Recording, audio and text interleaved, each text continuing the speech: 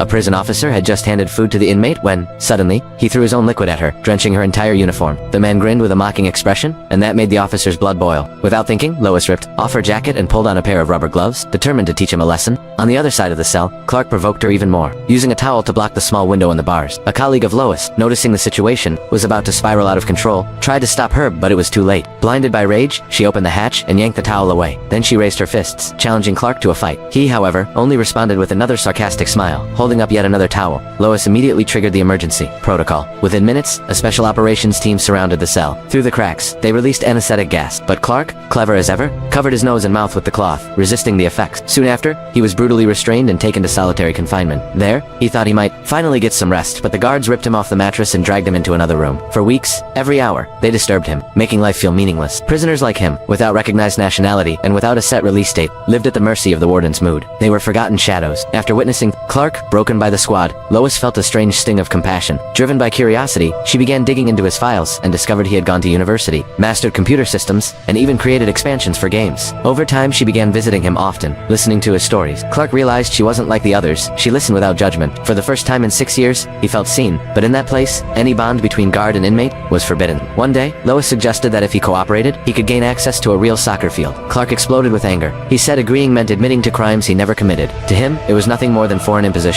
Prison commander, noticing their closeness, forced Lois to supervise Clark in humiliating situations. Unable to bear it, she protested to the warden and was harshly reprimanded. That's when she understood she couldn't change the culture of that place alone. Even so, she stayed by his side. Clark swore he was innocent and admitted he feared October, when new guards would arrive, always treating him like a monster. Sensing Lois's transfer was coming, he asked if she would return. Faced with her silence, he lost hope. In despair, he tried to take his own life, but she stopped him, telling him that one day they would be free. For the first time, Clark believed that someone there truly saw him as human. Soon after, Lois was indeed reassigned. There was no farewell, only a book handed over by another guard, with a handwritten note inside. I don't know if Snape was a villain or a hero, but I do know that you are a good man. And with that, all Clark had left was a fragile spark of hope.